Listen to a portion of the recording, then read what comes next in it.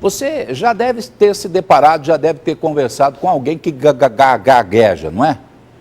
Como é que acontece a gagueira? Em que fase da vida a gagueira se manifesta? É uma doença? É curável? Como é que se faz para ter um tratamento? E quem já é gago, como é que tem, que condição que tem, que jeito que tem de poder aprimorar e tentar reverter essa situação? Que para alguns é uma situação difícil até de ser combatida, vamos dizer assim. Eu convidei a Lilian Vilela, fonoaudióloga, voluntária inclusive do Instituto Brasileiro de Fluência, para vir falar conosco sobre um evento que será realizado na Unopar do Jardim Pisa, aqui em Londrina. É uma palestra para pessoas gagas e também para os familiares. Tudo bem? Tudo Como bem. que vai, Lilian? Tranquila? Bem, Lilian, a gagueira, como é que a gagueira se manifesta? Em que época da vida a gagueira se manifesta? Camargo, a maioria das pessoas que começam a gaguejar, elas desenvolvem a gagueira na infância. Então, assim, de 2 a 5 anos, as crianças têm essa gagueira na fala, né? A gagueira, na verdade, ela é caracterizada por algumas rupturas típicas, como bloqueio, que é ficar... ou então repetição de som. E assim, nessa idade de 2 a 5 anos, é onde mais acontece, né? A faixa etária que é mais atingida. Dessas crianças, algumas se recuperam espontaneamente e uma pequena parte ela vai cronificar. E aí são os adultos que a gente conhece que gaguejam. Quer dizer que eu já posso ter sido gago nessa fase da minha vida. Exatamente. Então, assim, tem muitas pessoas que gaguejam quando criança, porém elas têm uma recuperação espontânea que a gente fala, né? O importante é que nessa faixa as pessoas procurem ajuda, pelo menos uma orientação fonoaudiológica, porque pode ser que a criança se recupere ou não.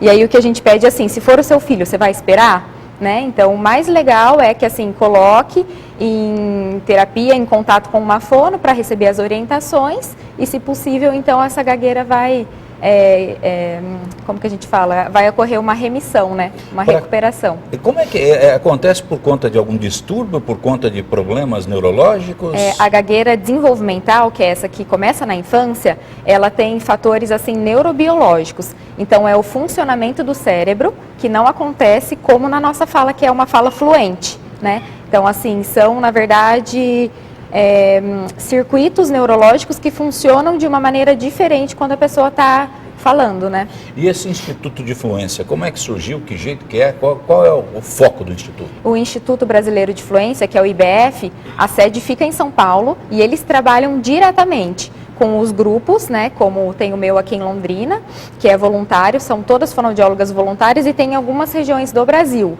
Tem em Goiânia também, e eles promovem no Dia Internacional da Gagueira, que é dia 22 de outubro, eles promovem palestras, sempre assim, para conscientizar a população mesmo, né, da importância de se falar sobre o assunto, do que pode ser feito para ajudar essas pessoas que gaguejam, porque assim, é um distúrbio da fala, né, da comunicação, que acomete muitas pessoas.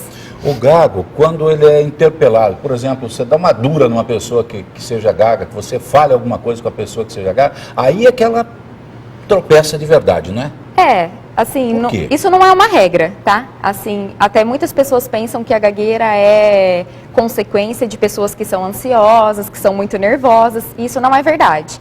A gagueira acontece, então, por essa disfunção neurobiológica, só que quando a pessoa fica nervosa, ela pode piorar, né? E até a gente coloca assim que o estresse, a ansiedade, a tristeza são consequências dessa gagueira, né? Muitas pessoas pensam que isso é o fator que vai desencadear, e não é verdade. Aí as pessoas também sofrem muito com bullying, não é? Muito. Então, assim, quando criança na escola, a gente, né, geralmente os pacientes que a gente recebe apresentam queixas muito frequentes, né, da escola, e eu acredito que, assim, é falta de informação. Os professores, às vezes, também não conhecem muito sobre o assunto, então, por isso que a gente gostaria, assim, de que a maior parte das pessoas ficassem sabendo do que é, o que pode ser feito para ajudar, né? E quem é que pode participar desse dia de palestra que vocês vão realizar? Só gagos ou eu também posso? Não, qualquer um pode? Pode, assim, na verdade, não é uma palestra, a gente coloca que é um grupo de orientação. Os gagos que quiserem frequentar e também levar a família é muito legal, porque assim, o objetivo é que eles conversem sobre o assunto, de como são as frustrações do dia a dia, e uma coisa que eu tenho percebido, porque a gente está no 4º encontro, é que as pessoas gostam de saber que tem pessoas com o mesmo problema.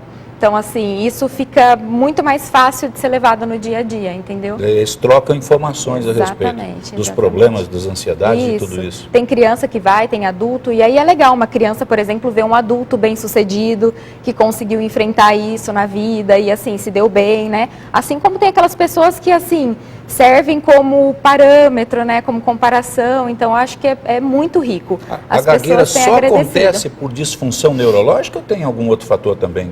Assim, a gagueira do desenvolvimento, que é essa gagueira que acontece, né, no período de aquisição da linguagem, que é de 2 a 5 anos, é uma gagueira de disfunção neurobiológica, mas adultos, por exemplo, que sofrerem algum acidente, algum trauma neurológico mesmo, também podem ficar gagos. Aí a gente fala que é uma gagueira adquirida, que daí pode acontecer em qualquer fase da vida. E essa gagueira tem cura, seja adquirida, seja espontânea? É assim, Camargo. A gente coloca que a gagueira não tem cura, porém o quadro de melhora é muito grande, né? Então, assim, a pessoa que está em terapia, ela tem uma fala fluente. Depois que ela está em tratamento, isso melhora a falar muito. Mesmo, né? Exatamente. É por isso o trabalho da fonoaudióloga também. Isso, a gente ensina técnicas para que essa pessoa possa falar mais fluente, né? Sem tanto sofrimento. E como é que vai ser esse encontro? Tem que fazer a inscrição antes? Como que é? Então, o próximo encontro é amanhã, dia 27 de agosto, na Unopar. A gente pede para confirmar a presença, pode ser até amanhã cedo mesmo, porque o encontro começa às 10h30 e vai até o meio-dia. E eu peço que confirmem pelo e-mail, londrina@gagueira.org.br ou pelo celular 43 9156 2882. londrina@gagueira.org.br. E o telefone? 43 9156 2882. 91562882. Você pode ligar. Se você é gago, se você tem alguém na família que é... Amigo, não adianta nada que eu sou gago e você não enfrenta o problema. Tem que procurar saber, tem que procurar ter mais informações, mais opções.